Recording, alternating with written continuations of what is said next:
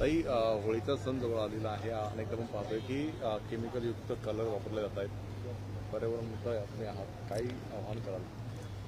पर्यावरण मंत्री झाल्यानंतर पहिल्यांदा होळी आली तेव्हाच आम्ही आवाहन केलेलं आहे, यावर्षी पण केलेलं आहे की केमिकल युक्त असे कलर्स आपण वापरू नये. इव्हन होळी जी आहे आपली, जी होळी आपण जाळतो त्याला सुद्धा आपण जे ऑलरेडी वाळलेली वगैरे लाकडं वगैरे घ्यावी, त्याच्यामधून पण झाडांची तोड करू नये किंवा घासलेट किंवा पल्युटेड असं कुठले ऑइल्स वापरू नये, जेणेकरून प्रदूषण होणार नाही, असं आव्हानही आम्ही लोकांना करतो आहोत. तर आत्ताही मी मुख्यमंत्री महोदय, उपमुख्यमंत्री महोदय आणि सभापती आणि अध्यक्ष महोदय यांना सुद्धा मी हे केमिकल विरहित असे कलर्स दिलेले आहेत.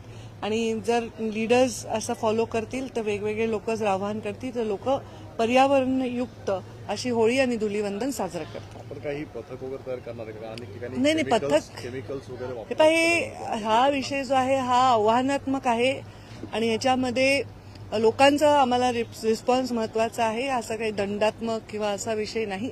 पण जर कुठे तक्रार आली तर केमिकल युक्त काही आढळलं, कोणाचं नुकसान झालं तर नक्कीच ते कारवाईला पात्र राहतील. ताई, तुम्ही काल मुद्दा मांडला तर परवा काल एपीसीबीच्या आयएस अधिकाऱ्यांवरती कारवाई झालेली आहे. कसं बघताय सगळं? हे पण मी मुद्दा मांडला तो प्रश्नाच्या उत्तरादाखल मांडला होता.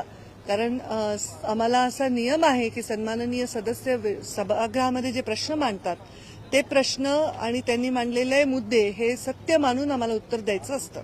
त्यामुळे जेव्हा सभागृहामध्ये मी उत्तर दिलं तर आमच्या सन्माननीय सदस्यांनी सांगितलं की आपल्याला अधिकाऱ्यांनी जे ब्रीफिंग केलंय तसं प्रत्यक्षात नाहीये. मी आपल्याला व्हिडिओ वगैरे देतो. तेव्हा मी स्पष्ट सांगितलं की बरोबर आहे, कारण इतर मंत्रालयासारखं हे मंत्रालय नाही. त्यामुळे एमपीसीबीचे अधिकारी जे आम्हाला ब्रीफ करतील त्याप्रमाणे आम्ही उत्तर देतो. पण त्यांची शाश्वती व्हावी म्हणून मी तिथे येण्याचाही शब्द दिला. आणि आजच्या विषयावर अधिकाऱ्यांचं ब्रीफिंग झालं नाही, त्या आले नाही असा मी उल्लेख केला. तर सभागृहाचा तो अवमान आहे हे समजून सभागृहातील तालिका अध्यक्षांनी तिथल्या सभागृहातील सदस्यांनी विषय बोलल्यानंतर सोमोटो तो निर्णय दिलेला आहे आणि मी त्याचा सन्मान करते. कारण आम्ही इथे जे प्रश्नाची उत्तर देत आहोत ती प्रश्नाची उत्तर सन्माननीय विधायकांनी विचारल्यानंतर देतो. हे जनतेचे विषय आहेत, हे काय आमचं वैयक्तिक कार्यक्रम नाहीये की ते अटेंड करण्याची चॉईस अधिकाऱ्यांना असते. मी सन्माननीय उपमुख्यमंत्री एकनाथजी शिंदे, सन्माननीय मुख्यमंत्री आणि सन्माननीय तालिका सभापती म्हणजे अध्यक्ष यांनी जो निर्णय घेतलेला आहे त्याच्यामध्ये मी त्यांचा आभार मानते. पण मी डायरेक्ट अशी कुठली तक्रार किंवा डायरेक्ट कुठली सस्पेन्शनची मागणी असं मी केली नाही. पण त्यांनी तो निर्णय घेतला तो सभागृहाचा सन्मान राखण्यासाठी घेतला. धन्यवाद. नाही काही आता तो विषय त्यांचं रुलिंग हे सर्वोच्च असतं आणि त्यांनी ते रुलिंग दिलं.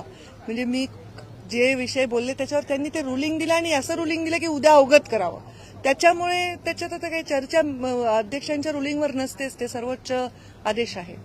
त्यामुळे माझं असं काही स्पेसिफिक करावं असं वगैरे मी काहीच, तुम्ही ते व्हिडिओ आहे तुमच्याकडे, तुम्ही पाहू शकता. तो विषय फूड अँड ड्रग्सचा